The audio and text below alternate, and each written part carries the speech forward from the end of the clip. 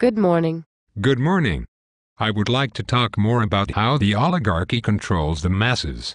Our previous conversation on the subject was very interesting. Sure. Let's start by reviewing the quote from Dr. Carter G. Woodson. Yes. That is a great quote. Carter G. Woodson wrote, "When you control a man thinking, you do not have to worry about his actions.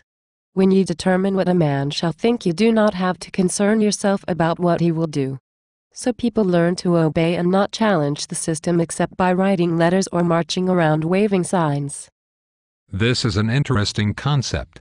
It means that control via violence or threats of violence is not the main method that is used today by oligarchs to control their respective populations. Yes, that is correct. Howard Zinn says in his book, A People's History of the United States, that control in modern times requires more than force, more than law. It requires that a population dangerously concentrated in cities and factories, whose lives are filled with cause for rebellion, be taught that all is right as it is. And so, the schools, the churches, the popular literature taught that to be rich was a sign of superiority, to be poor a sign of personal failure, and that the only way upward for a poor person was to climb into the ranks of the rich by extraordinary effort and extraordinary luck. So what he is saying is that the socialization process, where people receive their cultural programming, is actually the installation of the invisible chains. That is an accurate description of the process.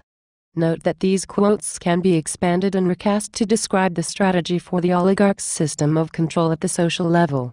You can say that if you can control a population's thinking, you do not have to worry about their actions.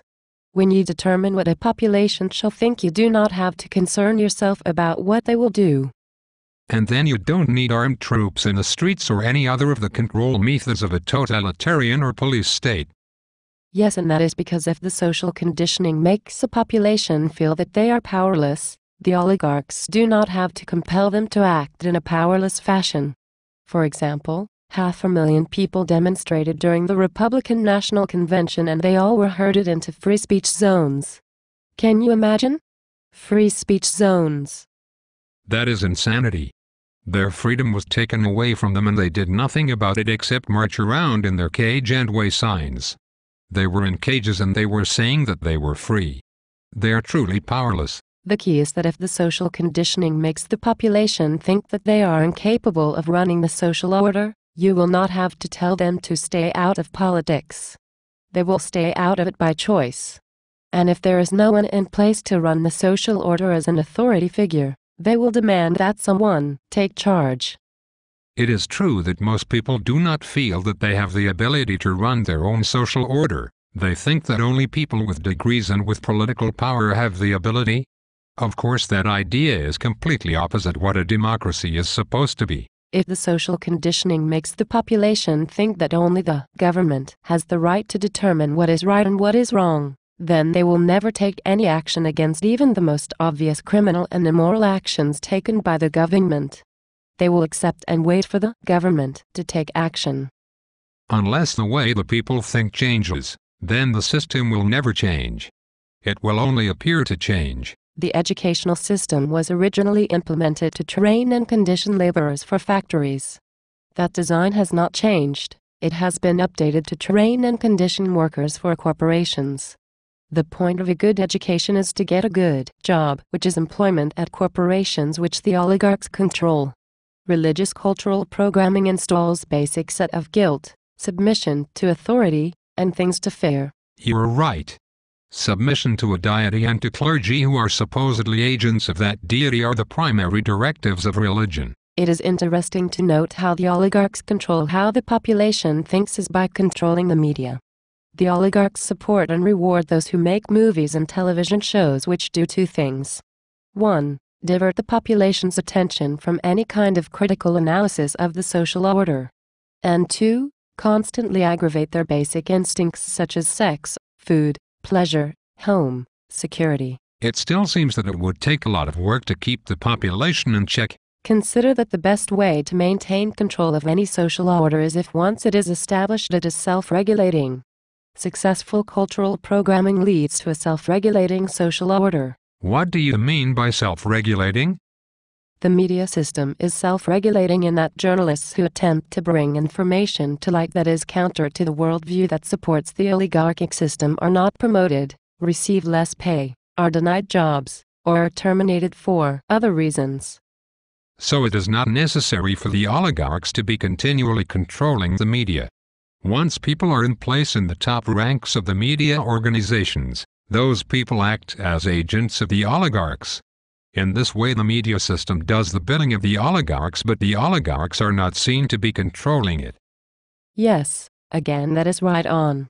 In the same way the governmental system is self-regulating because the most influential members of government are either drawn from the corporate hierarchy or are promised a place in the corporate hierarchy after they leave public office. I have read about the rotating door between government positions and corporate positions.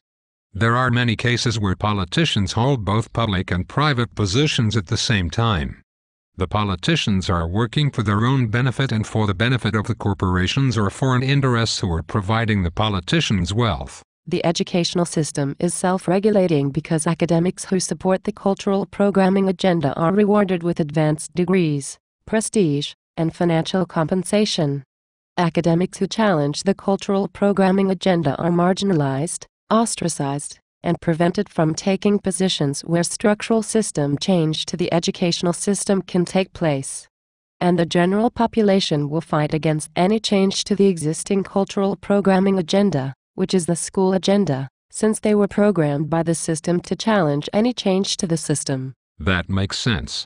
People conditioned by the system are in no position to evaluate changes to the system. The middle class is self-regulating because they are completely dependent on the system for everything they have, from material possessions to medical care to security to the minor positions of power they are given in reward for participating in and supporting the system. Then they have no reason to challenge the existing system. The only time they would challenge the existing system is if their position in the system, their jobs and material possessions were lost. Very true. The middle class says, as long as I got mine, I have no interest in making any changes. And what about the lower class? The lower class is self-regulating because they are totally consumed with trying to survive and turning from one personal/family crisis to another. They have very few resources to sustain them during the inevitable disruption caused by any true social change. But not everyone gets effective cultural programming. There are dissidents. Only 1 in 3 people need to be completely conditioned for the oligarchs to control the entire system. Only the people in positions of social control, the government, religion, media, military, police, and the legal system. That is all it takes. What happens when the system of cultural conditioning breaks down? When the system breaks down, the oligarchs retain the control of the military, police, and the economy. The general population may riot, but in the end, as has happened throughout history, they will exhaust themselves in useless activity, squabbling among themselves about whose ideas are best. They will turn back to the oligarchs and say, "The electricity, food, and heat is out, please bring it back." And the oligarchs are once again in control. Throughout history, people rise up to throw off the chains of the oligarchs, but then they just create a new system where oligarchs reassert control.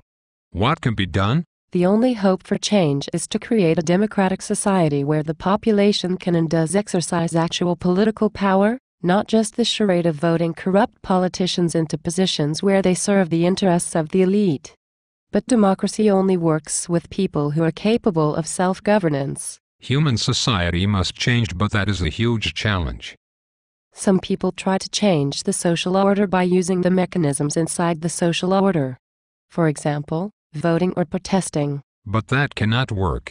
The psychopathic oligarchs have developed the system over thousands of years and have the most powerful cultural programming systems and military forces the world has ever known. How can working inside a corrupt system make the system not be corrupt? It cannot. But using those methods are all those people know. Independent thinkers are already outside the system but don't have a way to work together. The Strategic Social Architecture Foundation is a mechanism for them to work together. How do I find out more about it? Go to www.ssf.org and decide for yourself. I will. Let's talk some more soon. I look forward to it.